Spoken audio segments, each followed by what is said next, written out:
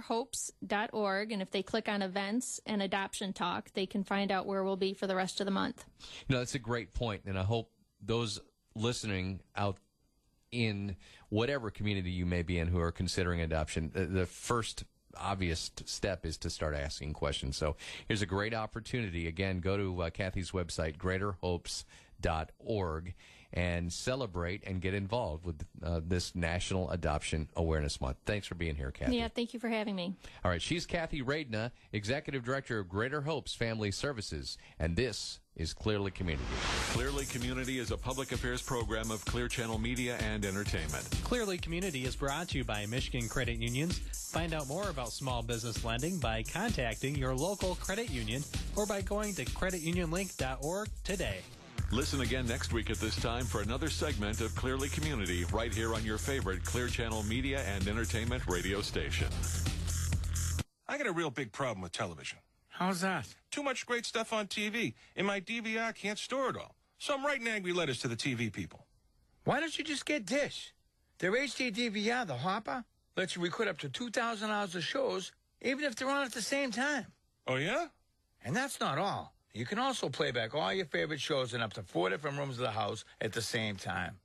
So I can record all of our favorite shows? Yep. And watch all my favorite shows whenever I want? Yep. In any room? Yep. So what am I going to do with all these stamps? You could write a happy letter to Dish. Dear Dish, thanks to you, I have a brand new stamp collection. Store 2,000 hours of your favorite shows with the Hopper from Dish. Visit Dish.com to learn more today. Limited time offer subject to change without notice. Hopper available with qualifying HD packages. Hardware and programming sold separately. Other restrictions apply. Visit Dish.com for details.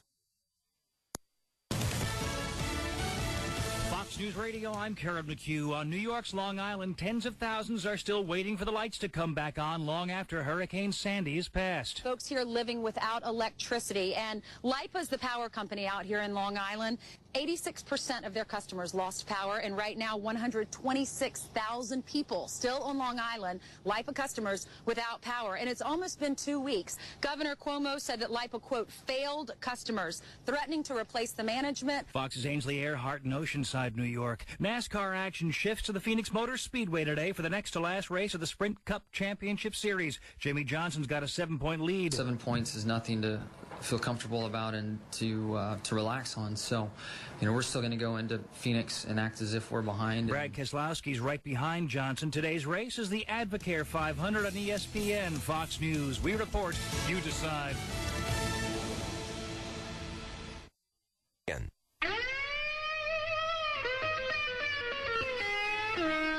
Well, you dadgum government, you sorry so-and-sos. You got your damn hands in every pocket of my clothes. Well, you dadgum government. Good morning, Muskegon. Actually, good morning, West Michigan. This is EyeOnMuskegon, and I'm Jim Riley here in Muskegon's Clear Channel studios with the engineer, producer extraordinaire, Brian Thomas. And Oscar, the gentleman who put the O in radio, is still preparing for some fairly serious health issues that we expect will be taken care of. But I'd like to send out our best wishes again to Oscar and his family. Thankfully, he lives in the United States of America. And we have full health care for folks who need it, and I expect that he'll get his taken care of soon. Hey, today is Veterans Day. Veterans Day is official, the holiday, of course, recognizing the armed services veterans, and it's not the holiday to remember those who have passed away, which is Memorial Day. And a lot of folks get that confused, but we're thinking of you. Thank you, vets. You've done a wonderful job. You continue to do a wonderful job. I hope that our government will continue to support you in the manner that you deserve. Hey, but it is not Groundhog Day, though you might think it's kind of a familiar situation here, because we do have, actually we have a half repeat because we're waiting a little bit for one of our guests here this morning. But we do have a repeat. of our deeply intellectual, deeply insightful, and as it turns out, at least one of us is a visionary. That panel helping us out this morning in our never-ending quest for truth, justice, and the American way. We've got election predictor extraordinaire, perhaps even a little bit smug here today. He's allowed to be smug. MCC Professor Kurt Troutman. Morning, Kurt. Jim, thank you very much for having me, and I appreciate that support that you gave of the Affordable Care Act and health care for everyone. I'm glad that you're on board with that. Actually, I didn't do that. I was suggesting that since that hasn't kicked in, our wonderful Oscar has access. But we'll see. Hopefully that will be the case, that we will have health care for those who need it and figure out a way to provide health care for those who need it, a way to pay for it. Well, Obamacare, because Obama cares. Well, we're going to talk a little bit about that. And now we were expecting to have Professor Andy Fink, and we do expect him to show up here. So if he pops in here, don't be shocked. That would give us a true Groundhog Day. Hey, we are a call-in show. And maybe Professor Fink will call in. 231-830-3109. We'd love to hear from you. We'd love to put you on the radio. I would like to remind everyone, I will be at Carmen's Cafe, as I always am, in downtown Muskegon. That's on the corner of Clay and Jefferson. This week, the county commissioners have decided to take Tuesday off. And there's only going to be one meeting on Thursday, but I will be at Carmen's on Thursday from 2 to 3:15. So if you want to talk politics, we're getting more and more folks who are stopping in to Carmen's to talk about, to ask me questions about what may be going on at the county commission, to just to talk about politics in general. Everyone is invited. You can sit down. I'll buy you a cup of coffee if you like, and of course you can have a late lunch. Some folks, obviously it's quite busy from the noon to around 1:30 time period, but they are open. Got great food, and I'll be there. And if you want to talk about the future and maybe extended conversation from what we're going to have today on the radio, stop in. Well, we talked about Armistice Day, and it is a day to remember the military. I think it's very critical and to remember veterans. And I was a little confused, and Kurt, maybe you or Brian have got an idea on this, but. Is this a day to remember those who are veterans or veterans and currently active in the military? I don't know. I'm not so sure it's important to separate that. I think just the idea of remembering all of our veterans, whether past or present, and I think that's really what's essential on this holiday. Okay. Well, getting picky about it, I guess, is a little picky. Hey, this week in history, frankly, not a whole lot other than this day, of course, which is Veterans Day. But it is American Education Week, and I'm sitting here with an educator, Kurt. And I would hope that this week would go into coming up with real answers for what is, I believe, maybe the greatest challenge and greatest problem that we have in this country, which is our schools are sucking up billions and billions and billions of dollars, and we're not educating kids. Certainly we have some school systems that are just the entire system are an abject disaster, and others are not educating kids. And matter of fact, even on an event like Veterans Day, one would wonder how much time has been spent to explain really what the value of the United States military has been to the world since the beginning. Since the founding of our country. But anyway, it's American Education Week. Celebrate it. Pick up the phone, call a newly elected school board member or maybe a superintendent and say, hey, look, I'm concerned. I'd like to get involved. So it's not just leaving it to other people. It's getting off your bumpus and doing some things on your own. Or other folks will do it for you, as in the case of the Republican Party, who apparently many Republicans sat back and said, hey, let other people vote. And son of a gun, we have a second-term president, which is hardly unusual in the United States. But one of the things we wanted to talk about was how this election is going to change Muskegon and Michigan. And my thought, Kurt, maybe you would just start right at the top with the presidential election. What are your thoughts? Well, I think, as we talked about last week, clearly the American citizens were the winners. And Tuesday was an exciting night that gave us a referendum on the current plan of Barack Obama, and the citizens voted overwhelmingly to continue with 4 more years. And what exactly that means for Muskegon, well, that's probably yet to be determined, but we will have the implementation of the Affordable Care Act. And we know that there are tens of thousands of people here in Muskegon that will benefit from this particular health care program. Well, let's be clear here now. When President Obama was elected 4 years ago, that was an overwhelming election, overwhelming victory, and clearly a mandate for what he had said prior to the election. This election on Tuesday, this past Tuesday, is a 52-49 election. It's absolutely no mandate whatsoever.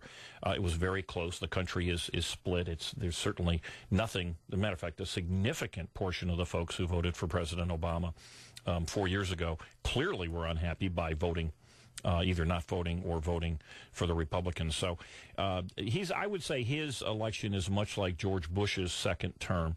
There's no mandate. He's got to deliver the goods, or 2 years from now you're going to see some serious changes. And I would disagree, which is not a shock since I've got a gentleman sitting on the opposite side of the political aisle from me, but I would disagree that Obamacare is going to be necessarily good for the citizens in Michigan and Muskegon. Matter of fact, in particular in Muskegon.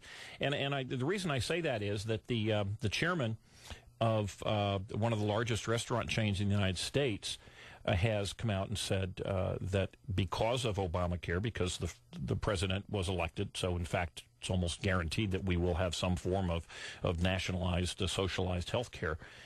Because of the costs involved, they will be cutting back on full-time employees. They just simply can't afford it, and that is in Applebee's, in the Olive Garden, and the other restaurants. And matter of fact, he's not alone. There have been many, many other senior executives of American corporations just in this past week have said, look, the fact that Obamacare is going to become the law of the land, it's not free. It costs. Please don't believe people who say it's free. It's going to save money. It's flat out not going to. These corporations are not looking. They're not anxious to lay people off. They're not anxious to increase the prices of their food to those of us who go to restaurants. But they are reacting in the same way that they would if gasoline prices went up or food prices went up or anything else. So, in fact, the reality of Obamacare will very likely affect folks who are employed at 2 of the restaurants anyway that we have here in Muskegon County. Yeah, understandable, Jim, but that's an excuse given by all employers for the last 100 years. The short answer is I would ask you in the studio as well as our listening audience, do you have health care? The answer is generally yes. Don't you think everybody would like it? Yes. We are a country that can and should demand health care, and that's what we've got here with the Affordable Care Act. Well, I'm with you there because, again, we've got a situation with Oscar Osbo here who definitely needs some help in terms of paying this. What's likely to be an expensive event for him. But the question is, where will the money come from? It has been smoke and mirrors up to now. People will have to pay. The only place in the world that has a nationalized, socialized, federalized health care that we could admire is where? Kurt, maybe you can tell me. Because well, we look at tried most in various of Northern forms of Europe, and just because we perhaps do not have a successful model doesn't mean we cannot implement a successful model. Okay, you've answered that. Thank you. There's no one that we've seen that's tried it that makes it work. Hey, but we do have a caller on the line, and that caller may very well have the answer to all the questions that you and I are unable to answer. Caller, go ahead. Oh. Well, we had a caller. Yes, the old had. Well, that's all right. We are still soldiering on Veterans Day.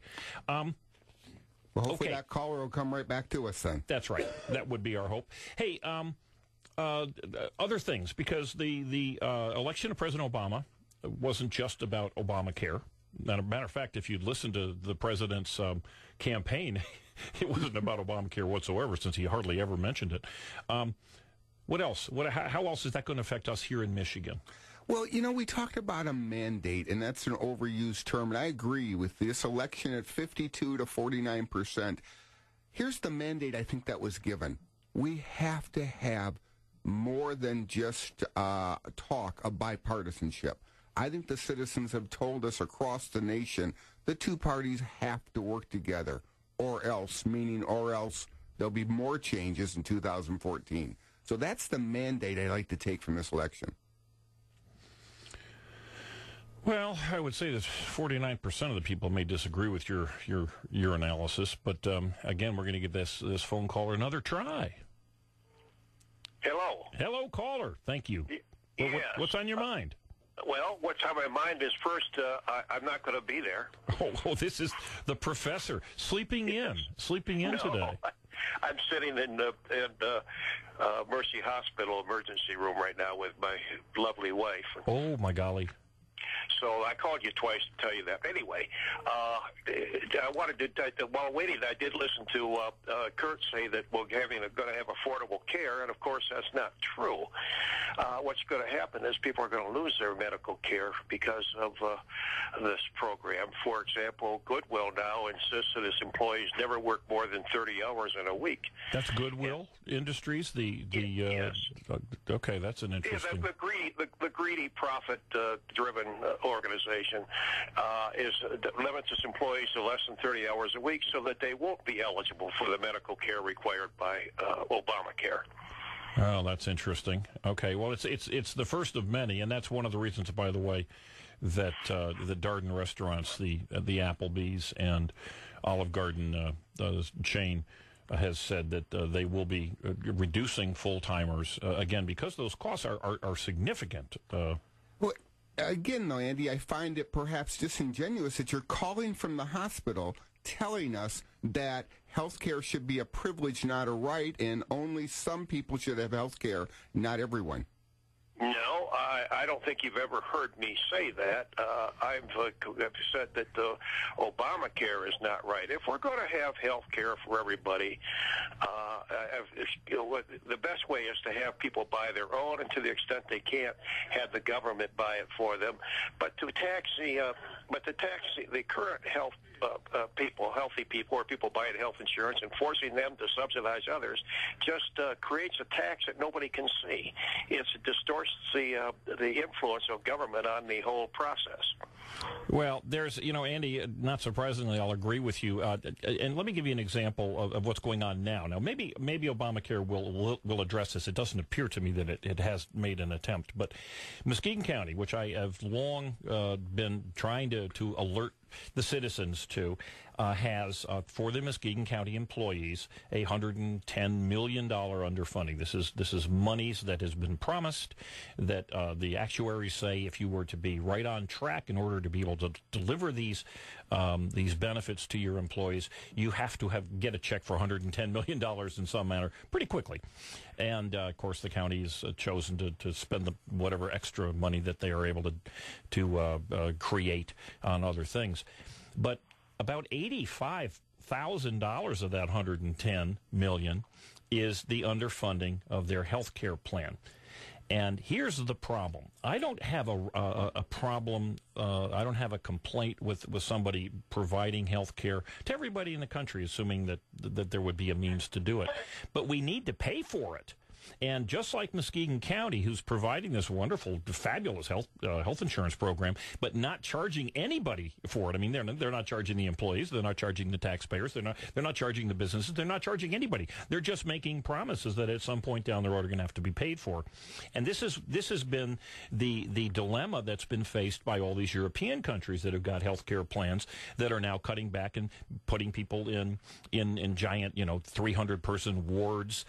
We know that the Canadian-style health care, which we used to hear so often, none of the Obamacare proponents is suggesting that we go to a Canadian-style single payer anymore, because it's collapsing. It's collapsing because it doesn't have enough money. They're not charging people the real cost. Well, again, can't means won't. I feel as a country we can pay for this. We need to reallocate our assets. I would argue on this Veterans Day, let's start with the Department of Offense, and cutting their budget in half would be about sufficient. Well, I want to jump in here and say I agree with Kurt about, except not his comment as Department of Offense, but I agree with Kurt we should cut that. But here's the thing. We are providing Band-Aid insurance, and condom insurance and birth control insurance, and those aren't things that we ought to be providing insurance for. That just complicates the cost. Nobody in this country buys milk insurance for himself. Nobody in this country buys gasoline insurance for himself. Instead, we pay for it because it's an anticipatable expense.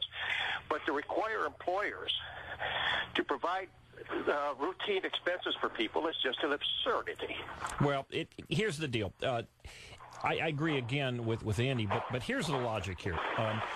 We know that providing medical care, and we got a little noise over there with Andy. Maybe we'll say goodbye, Andy, and thank you for calling in. And best, boy, our thoughts are with your wife and you. Okay, thank you.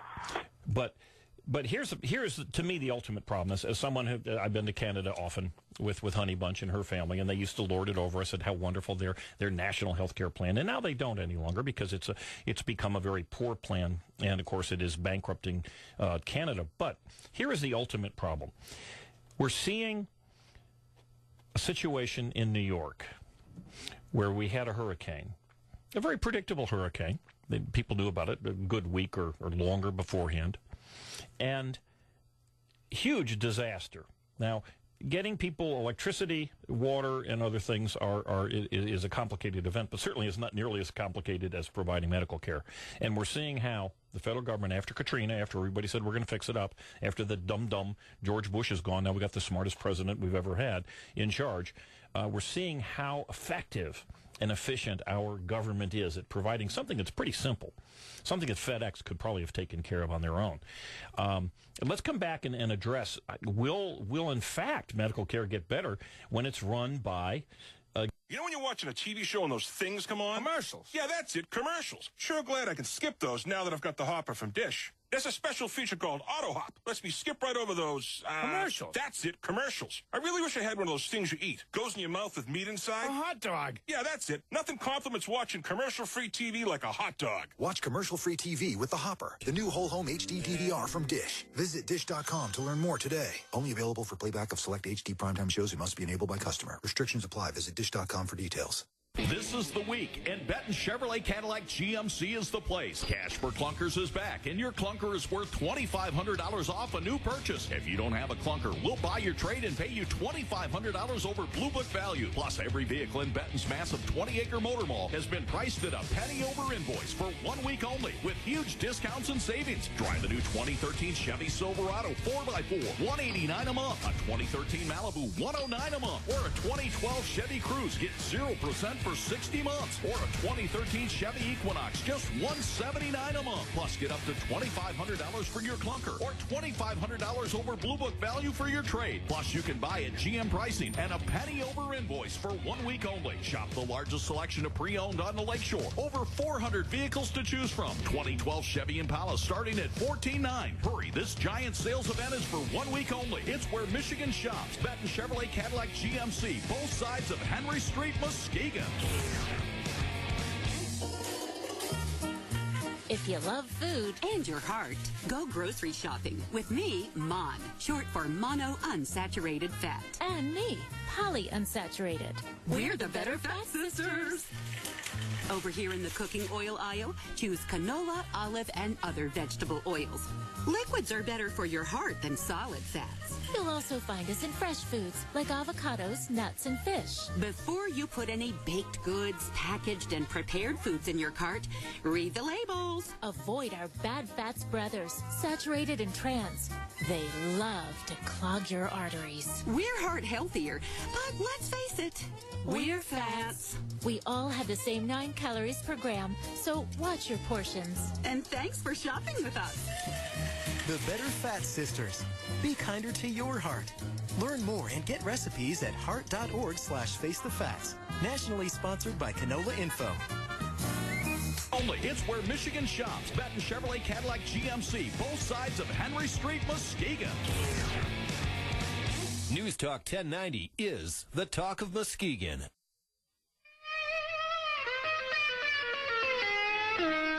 Well, you dadgum government, you sorry so-and-sos. You got your damn hands in every pocket. Good morning, West Michigan and Muskegon. And I'm mentioning West Michigan. This used to be a Muskegon-based show, but we're now finding we got a lot of listeners all over the West Michigan area, and not just actually in West Michigan, because they're listening to us on iHeartRadio, which is really kind of cool. Just go to plug in WKBZ into Google, and it'll pop right up, and you can listen to the show on the internet or on your smartphone.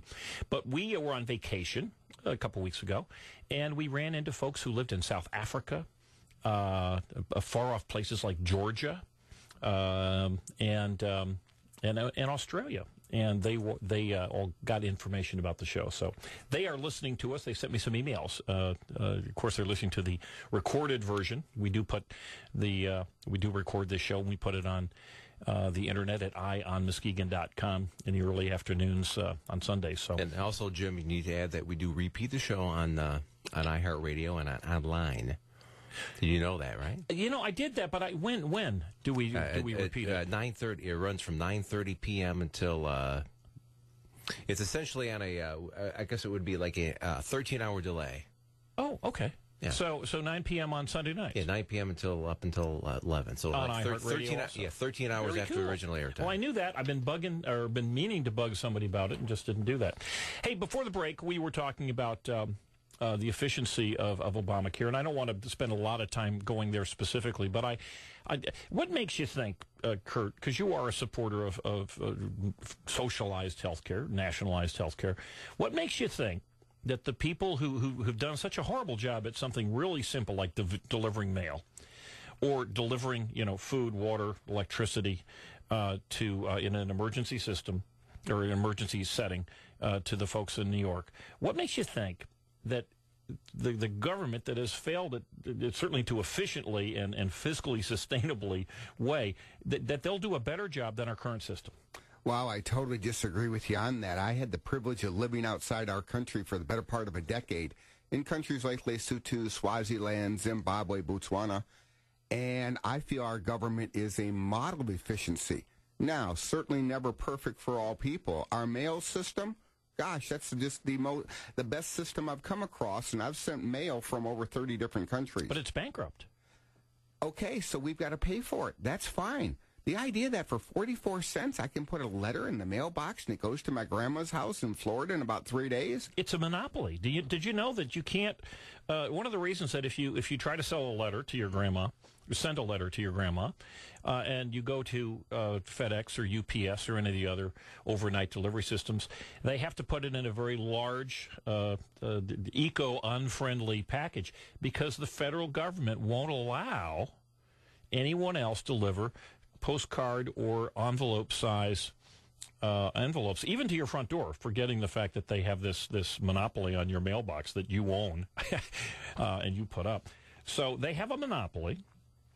I would agree with you that they're relatively efficient at doing an extraordinarily easy job, but they're not fiscally sustainable in any manner. Should we be paying $2 a postcard, $2 a letter for mail? I think whatever it takes, because again, would we be better off without a mail system? How about if we had a competitive mail system? How about instead of having nationalized Obama mail, which is what we currently have, how about if we had a system that allowed UPS and FedEx and the U.S. Postal Service and anybody else to deliver mail to our box and deliver it in the same envelope or in the same post?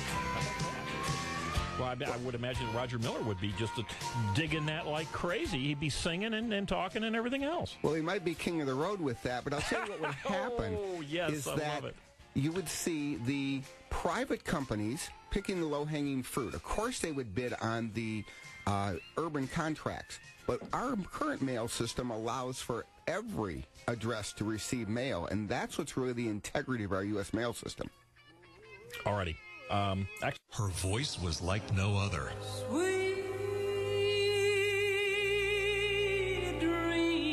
Her life and career were short, but her music lives on decades later. Patsy Cline Radio, a station dedicated to country music's first female icon. Hear Patsy Cline Radio on iHeartRadio or at iHeartRadio.com. Betsy, look at these sweaters. They look amazing on our girls. Maybe. Come on, what's wrong? Suzanne, I have no business being in the store. I should not be shopping. Things are really tight. We're behind on our mortgage. Listen, Bill and I had the same problem, and we got some really great counseling, and it was free. I'm going to email you the information. If you even think you may be in danger of foreclosure, call the National Foundation for Credit Counseling today at 866-687-6322 or visit mortgagehelpnow.org. Public service from the NFC. Per user or per feature fees, Cootatel by Barracuda Networks is powerful and affordable. Visit Cootatel.com for a free evaluation. That's Cootatel.com. I got a real big problem with television. How's that? Too much great stuff on TV, and my DVR can't store it all. So I'm writing angry letters to the TV people. Why don't you just get Dish? Their HD DVR, the Hopper, lets you record up to 2,000 hours of shows, even if they're on at the same time. Oh, yeah? And that's not all. You can also play back all your favorite shows in up to 4 different rooms of the house at the same time. So I can record all of our favorite shows? Yep. And watch all my favorite shows whenever I want? Yep. In any room? Yep. So what am I going to do with all these stamps? You could write a happy letter to Dish. Dear Dish, thanks to you, I have a brand new stamp collection. Store 2,000 hours of your favorite shows with the Hopper from Dish. Visit Dish.com to learn more today. Limited time offer subject to change without notice. Hopper available with qualifying HD packages. Hardware and programming sold separately. Other restrictions apply. Visit Dish.com for details.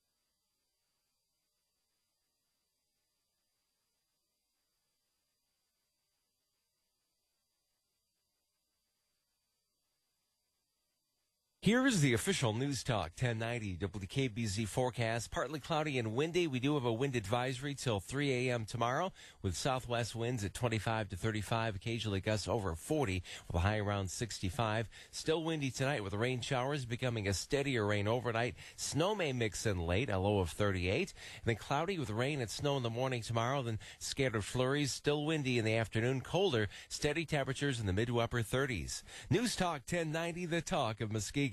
Dish's Hopper lets you skip TV commercials automatically, so you don't have to watch commercial actors like me anymore. Don't worry, you're not hurting my feelings. I'd skip you too if I could. I wouldn't even think twice about it. But the technology for an actor in a commercial to skip a viewer doesn't exist yet, so we're stuck here making small talk. Crazy weather, huh? Watch commercial-free TV with the Hopper, the new whole home HD DVR from Dish. Visit Dish.com to learn more today. Only available for playback of select HD primetime shows and must be enabled by customer. Restrictions apply. Visit Dish.com for details. Calling 1-800-424-7310. That's 1-800-424-7310. The talk of Muskegon. News Talk 1090. WKBZ. Well, you dadgum government, you sorry so-and-sos. You got your damn hands in every pocket of my clothes. Well, this is EyeOnMuskegon, and Roger Miller, he's still worried about that dadgum government with his hands in every pocket of your clothes. Maybe not everybody's pockets, but certainly those people in this country have worked hard and succeeded to the point where the American dream is truly real, where they can go out and build businesses and employ people, and all those pockets are going to be dropped into, no matter what, because the American people have voted, maybe not overwhelmingly, but certainly solidly for Democrats just about everywhere. I'm here with Kurt Troutman, and we're talking about not just the election itself, but how that will affect us going forward. And we're going to try to move forward, which is always tough when you got smart people sitting here getting into conversation. But we're going to talk about the different elections and how that may or may not affect us here in Muskegon County and the state of Michigan. I'd like to make one point, which I don't know if it is meaningful or not, but we have in Muskegon County about 130,000 registered voters. Now, I didn't do the math to find out how many, in fact, totally voted, but about 75,000 voted in the presidential election, which is, I would imagine, few people would have gone to the polls and not voted for the president. And 34,000 of these votes were straight party line tickets, Republican or Democrat.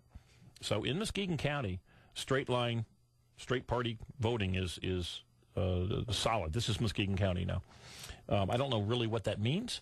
I know it's a handy way. If you said, hey, look, I know that folks have chosen to affiliate with the Republican Party or conservatives and do this, do that, and therefore I'm going to save some time. I'll just I guess I've never heard that taken as they surveyed it that way. I mean, I'm not sure how that compares around the country, if that's typical, if half the voters vote straight ticket. And I guess you look at it as a comparison to the rest of the country. That's a really good point. Although different states have different rules, some states do not have straight party ticket voting allowed. I have heard that Muskegon County is one of the highest percentage counties for straight party voting.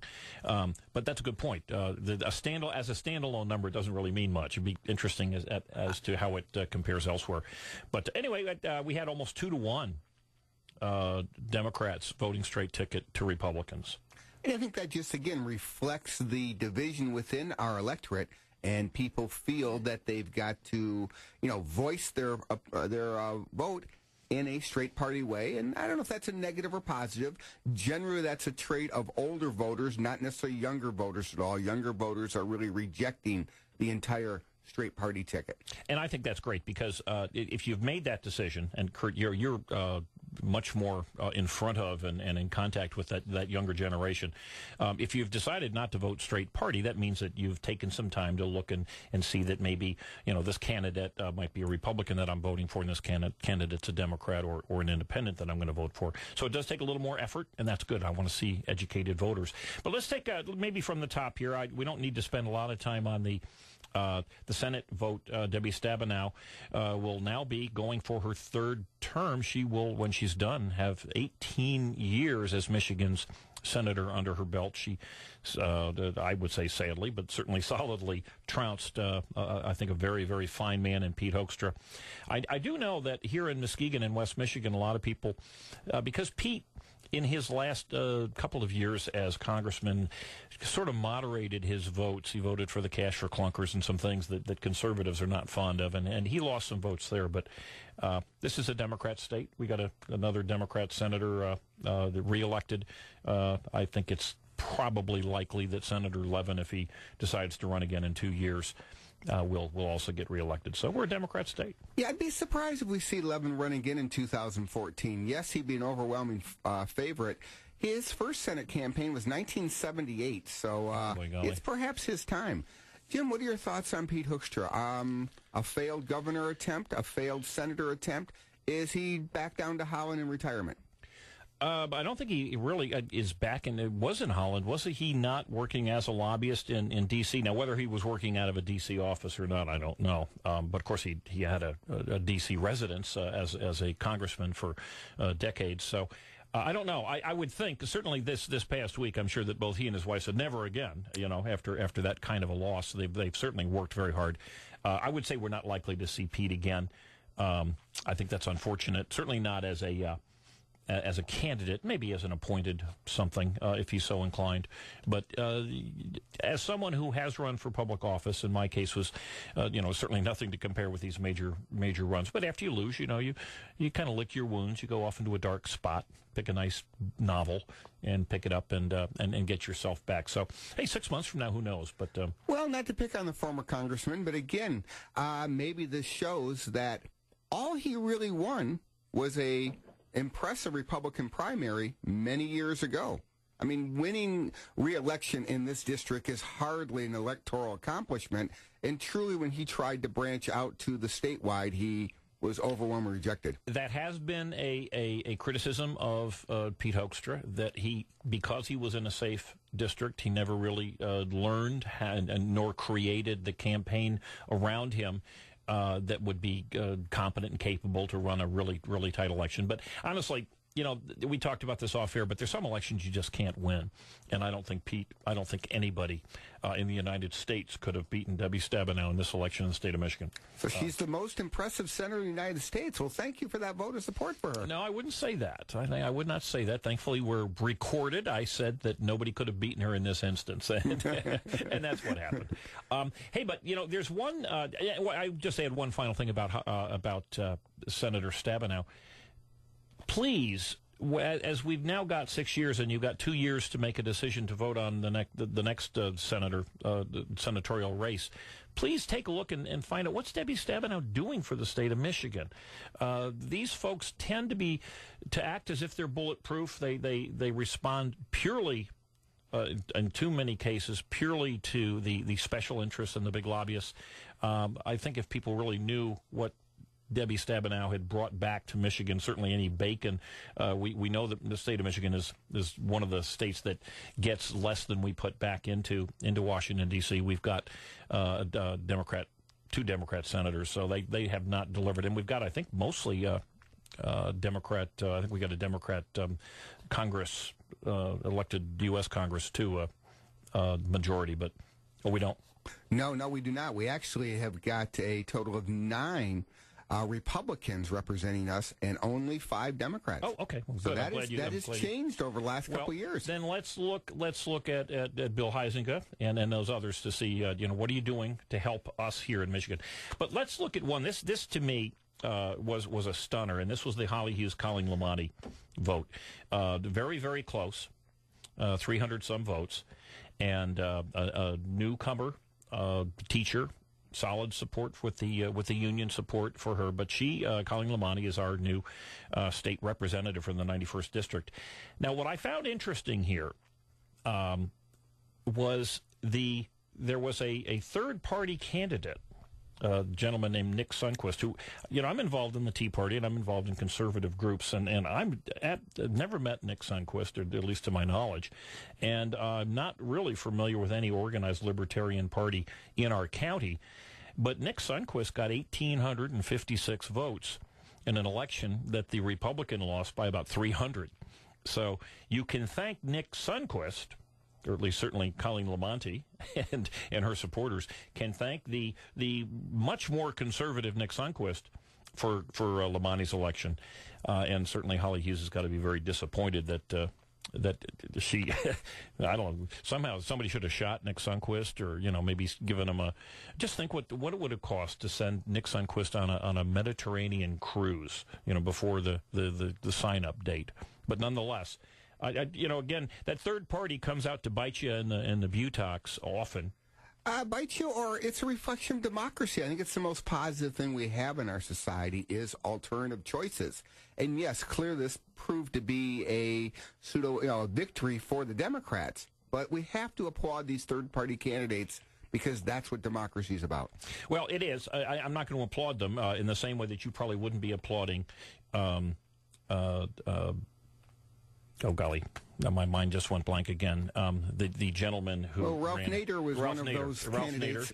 For twice, 2 elections that had Ralph Nader not participated in, might have turned out differently, and certainly George McGovern and Ross Perot. What typically happens with well-organized, and I guess you have to call Nick Sundquist's election a well-organized election because he got almost 2,000 votes, that they tend to produce the opposite result from what the voters who voted in that for that third-party candidate had hoped would happen. But again, let's find out. Will Colleen Lamonti, will she do anything? Will she provide anything that will actually help us here in Muskegon County?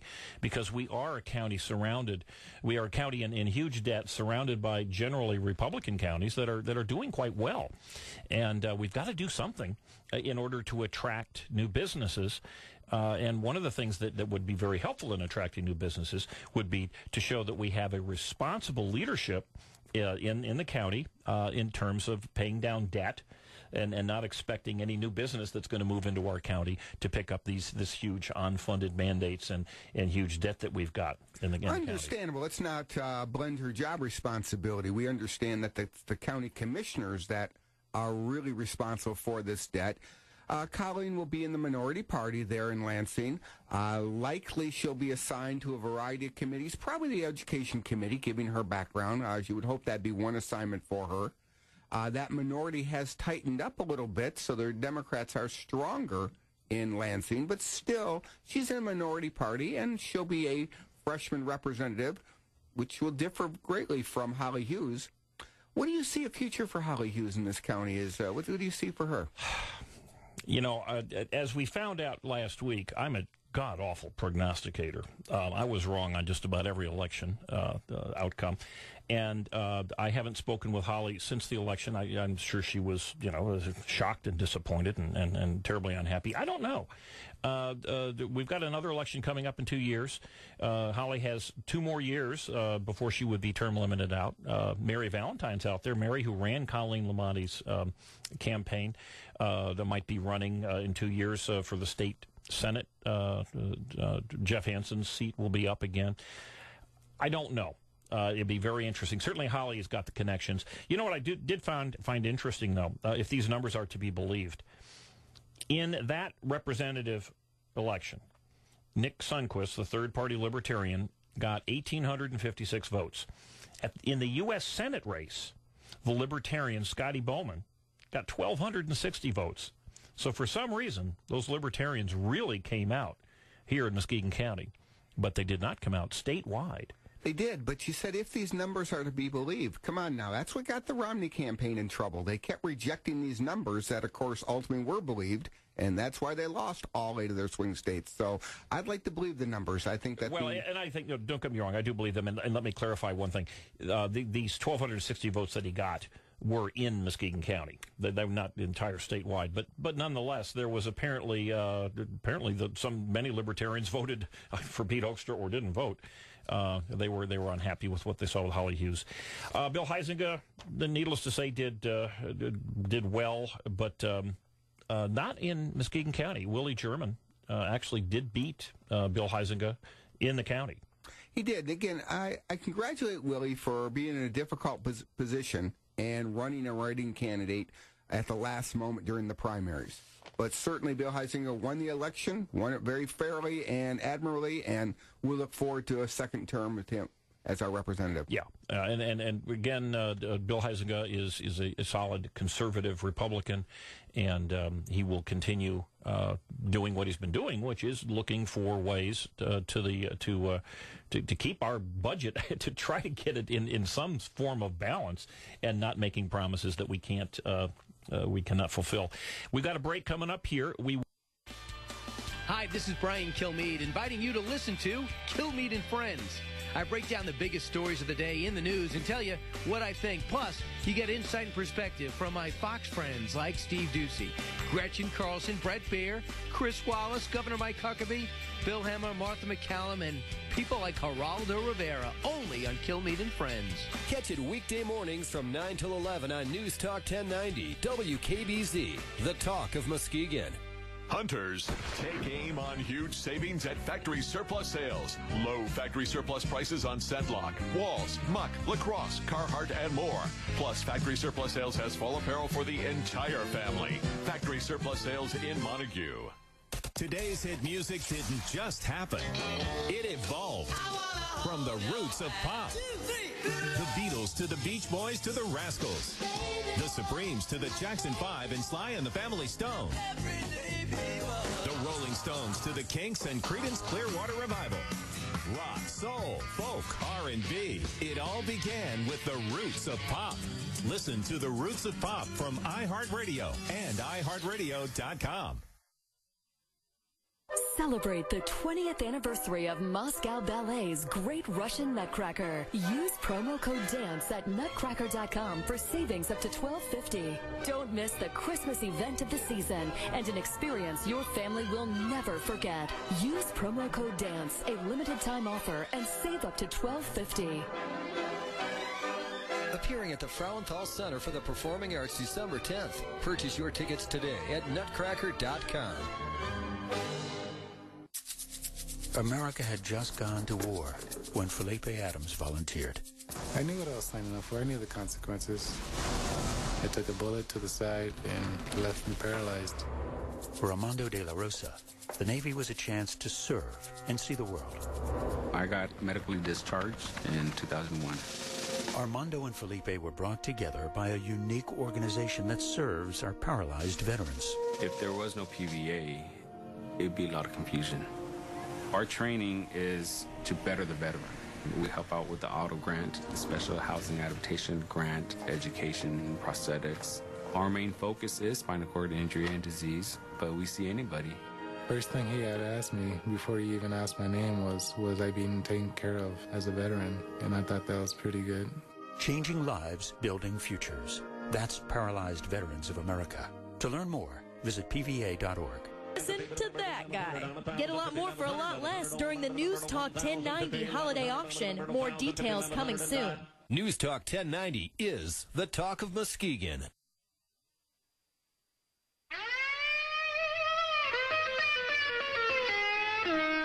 Well, you dadgum government, you sorry so-and-sos, you got you. And we are back at EyeOnMuskegon. Jim Riley, Kurt Troutman, and Brian Thomas operating the entire organization here. We are talking about the selection, what it's going to go, how it's going to affect us going forward. Let's keep moving on here because, as standard, we do get bogged down. Muskegon County government, at least as far as the elective offices, the sheriff, the prosecutor, the treasurer, all of that remains the same. No surprises whatsoever. Now, the county commissioners we're going to touch on in a little bit, but you brought up one that really was a shocker to everyone in the county, I think, and one that you correctly pointed out that we did not get a chance to talk about last week, and that is this the judicial race between Annette Smedley and Randy Kostraba. Randy Kostraba with a B as in boy. Annette, I think somewhat surprisingly, was the second highest vote getter in the primary that had, I think, 5 or 6 different candidates, some very good ones in there. And it came out ahead by 200-some votes? Yes, a little over 200 votes, and that was a really good race for Muskegon because for so long we have had non-competitive circuit court judge races where really there has not even been challengers. So I think democracy is served when we have competitive races. Well, there's a reason why we haven't had many, and this makes perfect sense, and it didn't happen this time. Usually, when a judge is going to retire, I shouldn't say usually, but quite often when a judge is going to retire, if it's a Republican and there is a Republican governor, that judge will retire 6 months before the end of his or her term, allowing the Republican governor to appoint a Republican supporter to that judicial seat. Many of our current judges, that's happened to them, either as Republicans or Democrats, for that matter. Matter of fact, I think most of our judges have been initially appointed rather than elected in an open scenario like this. So that's the reason we don't have this kind of thing. Well, it's the reason. It's also subverting democracy. Jim Graves did a wonderful job for our county, yet for his last 3 terms, Jim Graves was completely unopposed. And that does not serve democracy. So I very much appreciated seeing two competitive candidates in just a wonderful battle for the seat on the court. Kurt, I would agree with you, and I don't like the whole concept that governors, Republican or Democrat, can appoint judges who pull this, last minute, hey, I'm going to retire kind of thing. But in fact, we have to have the ability to appoint judges in the event that they do retire or die or who knows what. But nonetheless, okay, is this going to change anything for Muskegon? We do have Annette Smedley now will be sworn in as judge next year against, I think, most people's expectations. Will this change anything? No. Again, congratulations to Annette and condolences to Randy, but that is the way electoral politics work. 50% of the candidates are not happy on election night. But no, I do not see this as significant change. Circuit Court judge handles cases that are civil court cases over $25,000 and criminal felonies. And Jim Graves did a wonderful job. I suspect Annette will step right in and continue with his docket. I'll tell you this. I'll make a prediction here, and it's obviously well early in the gate, but I think that Mr. Kostraba and maybe other judges are not done with this race. There may be I think recount time is over, but there may very well be folks very much focusing on how this new judge, Annette Smedley, works, and there might be a challenge 2 years from now, which, as you said, and I would agree, is good. We should always have the opportunity. Oh, it's a 6-year. Thank you very much. I knew that. 6 years from now, we should always have the opportunity to have people saying, this is why I should be elected, and people who are elected to say, wait a minute, this is why I should be retained, and force them to address that. I think that's an important thing. Yeah, I don't believe in terms of the county it's going to change much. Before we get into what I'd like to do is get into the county commission races in a moment, but I'd like to just talk about those of us. We've certainly shown the libertarian candidate in Muskegon County is exercised enormous power by helping defeat a Republican. But other close races here in Muskegon County, and for those of you who say my vote doesn't count, please, it most certainly does. In Holton, a trustee race between Tammy Jagger and Alan Wilson, 2 votes. Now, that doesn't change. There was 2 votes between the top 2 vote getters. And both top 2 went.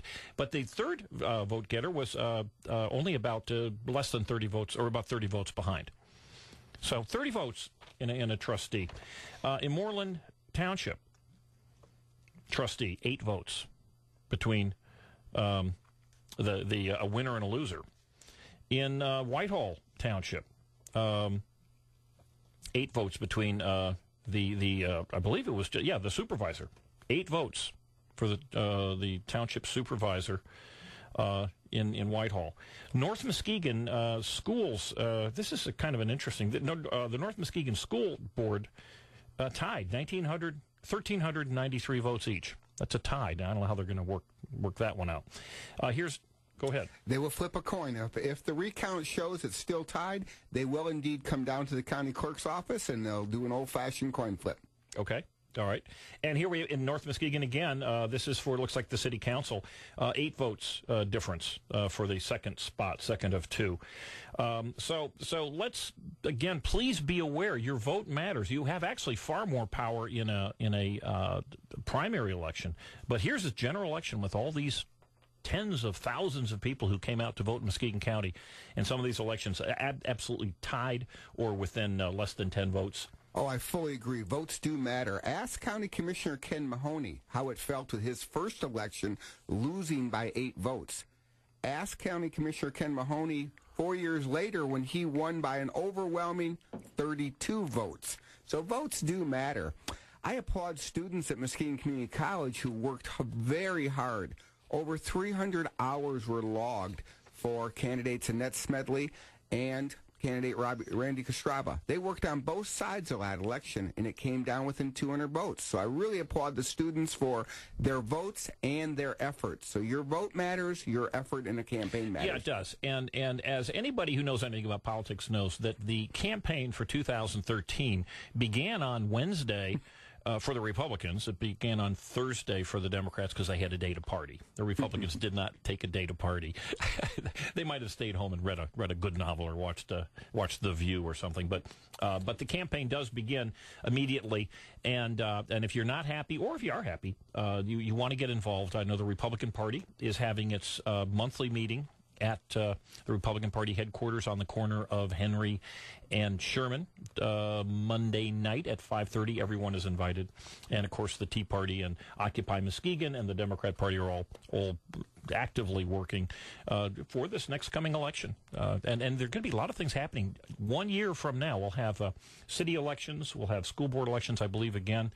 And who knows, very likely we'll have an awful lot of proposals, because that's when they like to sneak that a little bit with you. The Democrats got off to a very good start as their monthly meeting was held on Thursday night. They hold those at the CIO Union Hall. So the Democrats had their first county meeting 48 hours after the election. Republicans, I'm not so sure. We've got an empty seat here in the studio, and I assume that's just dedicated to Republicans in hiding right now. Well, as we know, the Professor Fink, the vice chairman of the Republican Party, was going to be with us, is unable because he's got a health issue in his family, and certainly our thoughts and prayers are out with Andy and his wife. But it is sadly somehow symbolic that the Republican representative on this little panel did not make it today. And perhaps that's the way we feel. When you've gotten whooped, and we did get whooped, there is a tendency to say, let me take a break and do some other things. Hey, but something that's going to affect our county very significantly is the elections for the county commissioners. Now, we had previously, for the last 10 years, we've had 11 county commissioners. We will now have only 9. Coming up in January when they're sworn in. And I found it struck me watching the 11 county commissioners at one of the meetings just this past week that 5 of the 11 had lost elections, either in primaries or in the general election. Five of the 11. Now, is that because the population changed? Is that why there's a lower number? No, interestingly, no. That's because every 10 years, there's a board that's set up essentially by Republicans and Democrats. In this case, it was 4 Democrats to 1 Republican. Sets up how many county commissioners they decide to have. It's called reapportionment. And they could have had anywhere, I believe the smallest number would have been 5. And they could have gone as high as, into the 20s or the high teens. And they chose to settle on 9. So for whatever reason, they made that decision. It was an arbitrary decision that they are legally required to make once every 10 years. Every county does. And they want to make sure it's an odd number as well, right? Right, must be an odd number. We downsized from 11 to 9 county commissioners, and you could say there's a fiscal savings there, which there is. You could also say that the cost was Democratic representation, as now the districts got slightly bigger, and we lost some representation. So there's pluses and minuses. In the macro sense, this was probably a good thing. It's hard to say how it really matters. Although I will say something that please pick up your phone and call whoever your new county commissioner is going to be. 5 of you will have to, or at least 5 commissioners, constituents will have to do this. There has been talk that the county commissioners are planning on voting to take the same amount of money that was paid to the 11 commissioners, and instead of dividing that by 11 commissioners, divide it by 9. In other words, thereby giving themselves a fairly significant raise. We'll see what happens. But that has been rumored. I think it's wrong, certainly in a county that is in the financial trouble that it is in. But give your county commissioner, your newly elected commissioner, a call and find out what are you planning on doing about that. Well, it sounds like it was the going from 11 to 9 wasn't a cost-cutting measure then, right? Well, it was brought out. The votes that were for the 9 said, we want to do this to save money. So they won the argument. We'll see if, in fact, that happens. But that's a separate issue.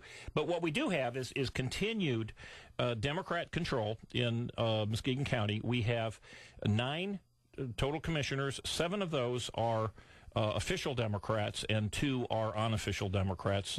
Both Bob Skolnick and Marv Engel were reelected, they were reelected as Republicans. But in fact, over the last 10 years, they have voted with the Democrats on every single union contract, which is about 80% of the spending, and just about, I think, 99.99% of every other spending item, including the $1,750 computers just this past week, and the $1 million bonuses, the $2 million bonuses that they gave to union employees in the last 12 months. Well, it appears that our commission is demonstrating what the country has called for, and that's some bipartisanship.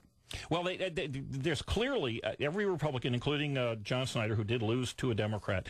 Our county commission has demonstrated bipartisanship to the max, with only Alan Jagger voting against a lot of the spending, and Alan was sadly, I think terribly sadly, defeated in this election. But that bipartisanship got us this red dot, this Democrat county in massive, huge debt, surrounded by counties that are Republican-controlled that don't have nearly the kind of disastrous financial mess that we're in. So bipartisanship certainly sounds good, but it's only good if it results in real progress, fiscal sustainability. And, of course, it is not. Our county almost every quarter appears to get worse. And even worse is the situation with this jail, where we look to increase our bonded debt by maybe as much as 50%. This is not going to bode well for corporations to move into our county. We know for a fact that the chairman of the corporation that owns Applebee's and Olive Garden has said that we will be cutting back. So we know for sure that there are some cutbacks planned. I don't know for the life of me what any of these county commissioners, certainly none has said this in their campaigns. None of them have said anything that they would plan on doing different going forward that would help reduce the debt and help make Muskegon a more employer-friendly, that would result in more employees. They've never even mentioned it or said anything about it. Well, Jim, back up a little bit. This raises a great topic. Perhaps elaborate a little bit on the loss of Alan Jagger and how that will affect the commission, what his voice really was on this commission. Well, thank you for asking, because I think Alan was really my hero there. Alan was a first-termer, didn't know anybody, was actively snubbed when he announced that he was going to run as a Republican. He was snubbed by the Republican Party. Still essentially had been snubbed by most of the Republicans sitting on the board there. But Alan was interested in getting the information out to the people. He wasn't necessarily running around and saying that, in fact, we should or should not do this. He was very helpful in getting the information of spending and cover-ups out to the people. And Alan was the main reason that I, with a few others, were able to initiate the lawsuit against the county, the successful lawsuit against the county that uncovered the fact that they had done another $1.5 million under-the-table subsidizing to the Brookhaven, the disaster that is the Brookhaven nursing home, I guess you call it, and without Alan, and I don't know, we do have some new members coming in. Without Alan, I don't know if the citizens are going to find out what's really going on. We do know, as was exemplified by the county purchasing 20 computers at $1,752 each, that even the people voting on the purchase for these are for new employees in community mental health. I mean, and then they said, well, these people do tough things to computers, like take them into people's homes, which I found, isn't that what laptops are all about? Isn't that what, maybe if you'd ever heard of an insurance agent, that's what they do. But nonetheless, you could have purchased a computer actually fairly similar, at least in power, memory and power and all that, from Best Buy for $299. But our county commissioners, all with the exception of Alan Jagger, voted last week to spend $1,752 per computer. That's 6 times. You could buy 6 computers for what you could from the county commissioners as what you could buy from Best Buy. So there's clearly no interest in saving money there. And again, I don't know if this was a good idea or a bad idea. I mean, I don't think it was a good idea, but I don't know for sure, because when asked why, the county commissioners didn't really have an answer. They didn't say, well, we've looked at these. This has this particular item or that item, this feature, that feature. The only feature that they actually brought up was these have to be, these are taken into homes, and they are rough duty, I guess. It reminds me of the old, you have to have the gray hair like us, the old Samsonite luggage commercial where you had a gorilla throwing around so like military grade laptops that can take shrapnel and perhaps the shaking of the ground with mortar attacks and all that kind of. Perhaps, or maybe they think that the employees are like the gorillas and they're throwing them around in their cars. But again, you could do that and still throw 5 of them out your window and still have money left over for the 6th one because they cost 6 times what a regular one costs. But back to your point about Alan Jagger. Alan at least brought that information out. He was the only one who was willing to ask. As you know, it is current county policy. Perhaps they will change it with the new board, but it is current policy of the county board that they will allow citizens to ask questions, but it is their policy not to respond to those questions generally. That's occasionally they'll change that. But Alan Jagger, at least sitting on the board, would then ask the questions that we were not allowed to ask, and he's gone. We can thank the outgoing commissioner for his contribution and hope that his legacy is a bit more sunshine on this commission.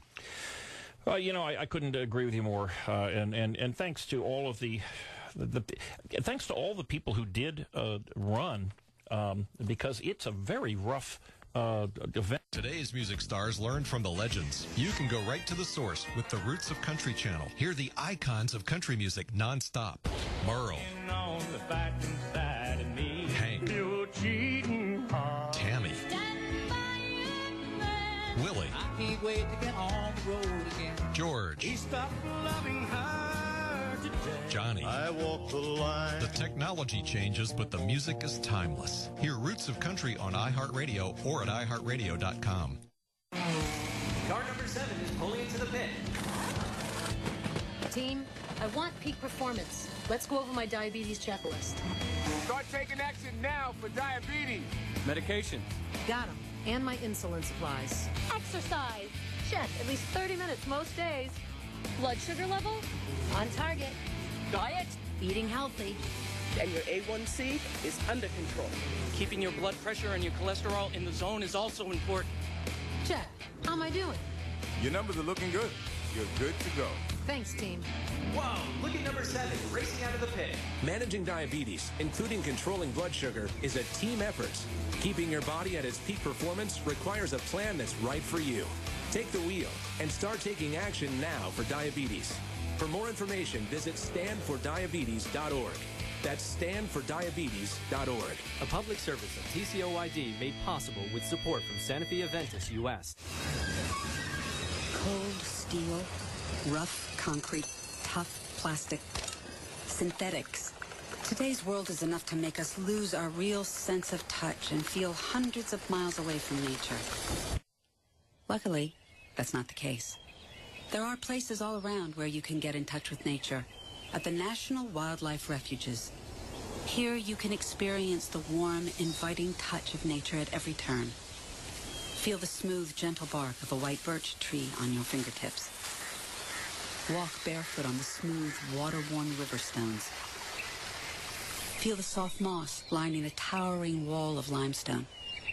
When you feel these things, you're feeling the world the way we found it. With over 500 refuges across America, you don't have to go far to make a special connection with nature. Learn more at fws.gov/refuges. That's fws.gov/refuges. Fox News Radio, I'm Carol McHugh. A stray Syrian mortar shell hit an Israeli outpost in the Golan Heights today. Israel responded by firing a missile back at Syria. Military sources within Israel and indeed the government are extremely anxious to stay away from any of the implications of the Syrian internal conflict, because they don't want to open up yet another front of violence for themselves, and not least because of their ongoing problems with the Gaza Strip. Sky News correspondent Sam Kiley in Jerusalem. It's November 11th. It's Veterans Day. In towns and cities across America, those who served will be honored with pageants and parades. Veterans will take center stage on downtown Nashville's annual Veterans Day Parade. Those who have served in all branches of the military from World War II to Afghanistan and Iraq are expected to participate. Tanya Powers with Fox affiliate WREC in Memphis. Fox News, we report, you decide.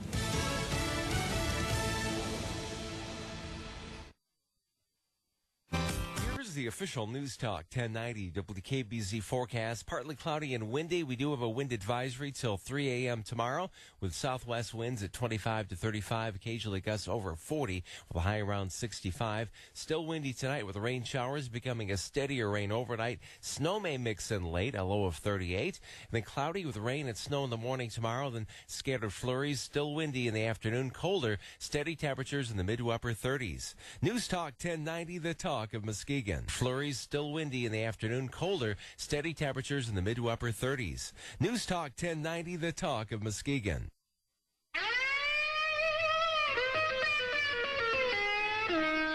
Well, you dead gum. And we're back at EyeOnMuskegon. Jim Riley, Kurt Troutman, Brian Thomas. We're chatting about the election, what we think is going to happen going forward. And I'd like to make just a couple of points here.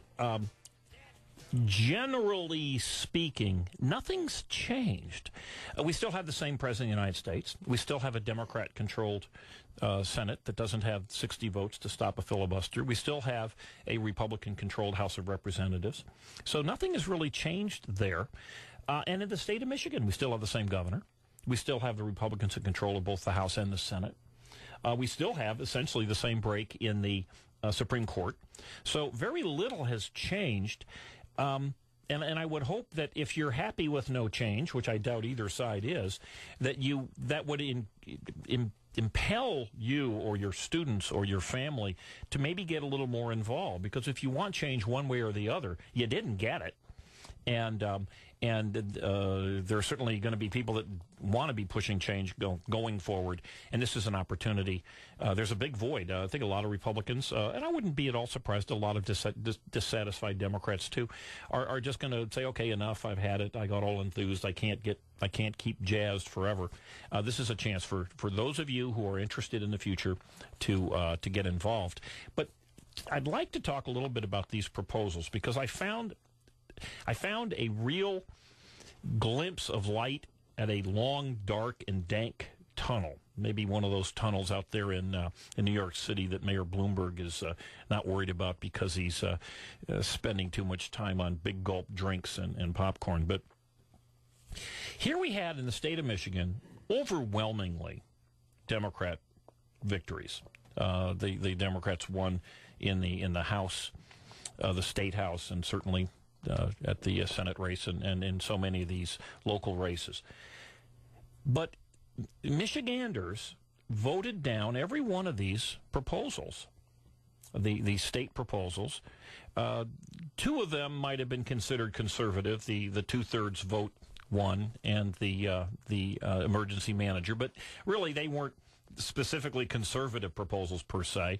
And the bridge, that looks like the Maroon family is not everybody's favorite. But the three very, very partisan issues pushed by the unions and the environmentalists were voted down solidly and soundly. So that people who might call themselves Democrats, in fact, when push comes to shove and they're faced with issues like empowering unions or empowering the green energy to an extent significantly higher than it is today, they voted it down solidly. What do you think about that? Well, elections have consequences. Clearly, Proposal 2 was a proposal to secure the rights of collective bargaining in our Constitution. Overwhelmingly defeated. Jim, do you see that being step one with the new legislature to put forth a right-to-work platform? You know, a lot of people are talking about that. I know that the governor has said he doesn't want to step into it. So whether we become a right-to-work state or not is we're going to find out. I would be surprised. But there was a very interesting an article that I had read, and I'm trying to find it right now here. But it compared the right-to-work states in terms of their job creation. As a matter of fact, almost every single state that had true job increases were in the right-to-work states. Matter of fact, right-to-work states created 4 times as many jobs as the forced, in this article, a little biased, as the forced union states had since Obama's election. And in fact, if you took those, the jobs that were created solely out of the right-to-work states, President Obama's job creation would have been non-existent and might very well have lost the election. Now, wait a minute. One minute you say that government doesn't create jobs. Now you're saying government does. What type of jobs were created? What, low-wage, minimum-wage jobs? I don't know, but you know what, they were jobs. And in the other states, they didn't have low-wage or high-wage job creation at all. So you may argue that these jobs are something to spit at or to snicker at. I don't know the answer to that. But I do know this, that any job is better than no job. And this is not, it's interesting you bring up that it was government getting involved. No, government got involved to the extent that it allowed people choice, free choice. It didn't support the unions to take away the choice. In the right-to-work states, if you want to be in a union, you most certainly can. In the non-right-to-work states, for instance, here in Michigan, you cannot get a job unless you agree to pay union dues and be part of the union. So there's a difference. There's a reality there.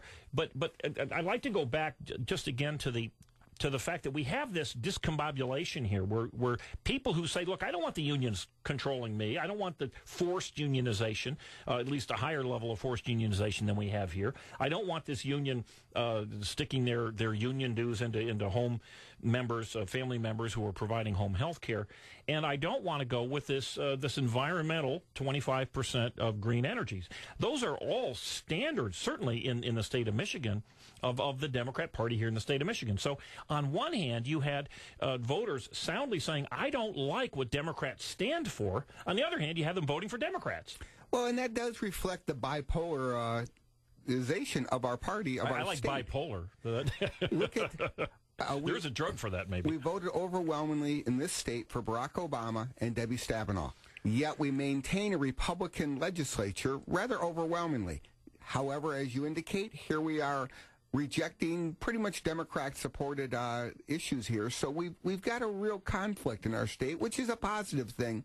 Well, I'm not so sure it's a positive thing, because it seems to me that it's reflective of the fact that people really don't know who they are voting for. And I'll give you a classic example. Here's Bob Skolnick, a very, wonderful guy, one of the longest-serving local Republican candidates in our county. He received the most number of votes of any county commissioner of all of them. He got something like 7,000 votes, got just about every vote that was cast, even though, of course, he was running unopposed. But nonetheless, he received these votes because people viewed him as, well, he was a Republican. But in fact, Bob Skolnick has voted with the Democrats 100% of the time. He's voted, his voting record, his activism record as a county commissioner has been the same as a Democrat. I think one of the reasons that we have this discombobulation, there's another term for it too, there's a psychological term, but is that people really aren't aware of how their elective politicians are voting. Now, Holly Hughes, I think, got into some trouble when she did cross over and became bipartisan, and she voted for certain things that conservatives didn't like, and there was certainly a running away from her support, certainly among those who call themselves libertarians. They in fact did change the election. Well, no.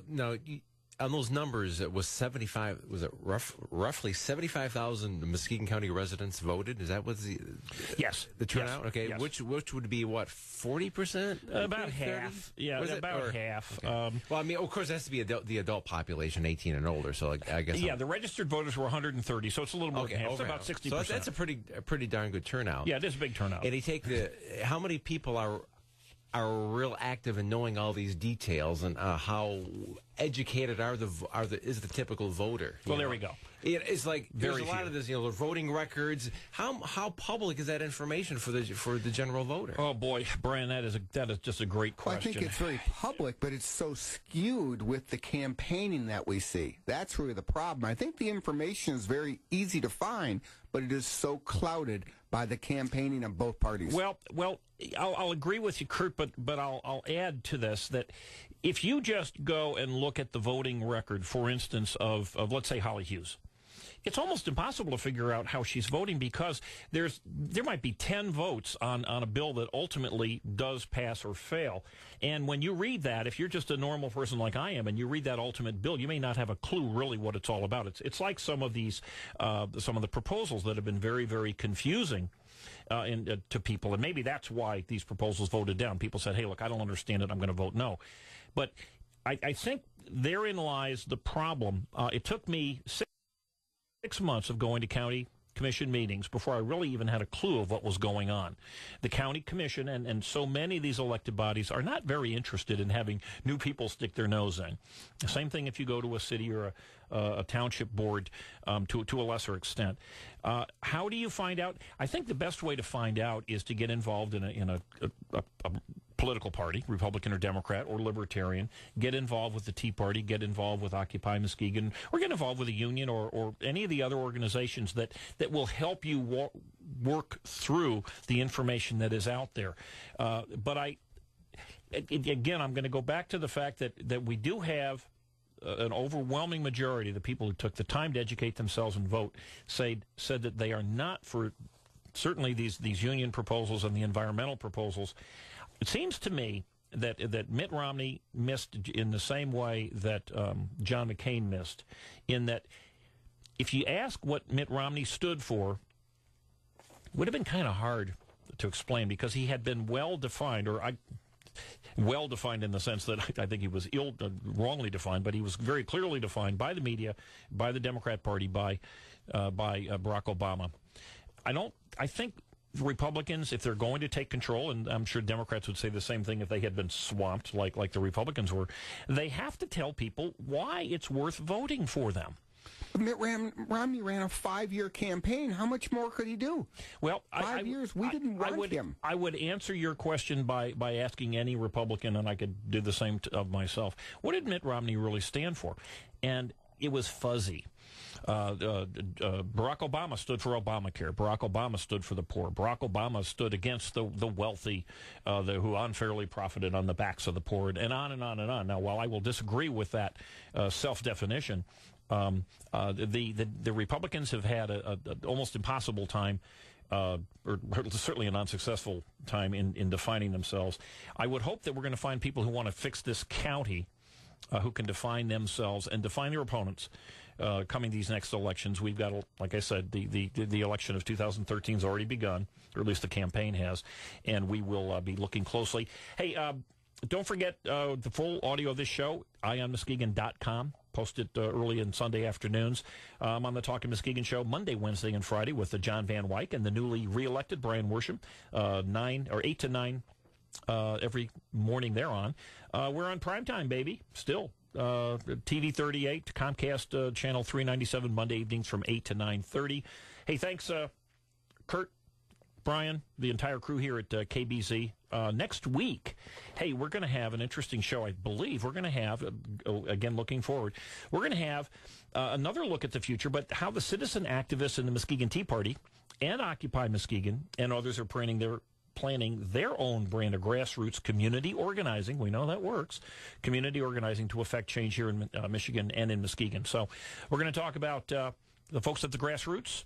And what do we got coming up next? We got polka melodies. We've got, I've got to be saying words just to fill up space. Well, it sounds like you've got a great topic coming up next week, and we look forward to hearing from these organizers. Well, it is. And again, if you're interested in being actively involved in these yourself, this is a great opportunity to phone in and give them a call. And hey, don't forget you can contact me. And EyeOnMuskegon's got all the information. It's got my cell phone number. It's got my my email address, EyeOnMuskegon@gmail.com.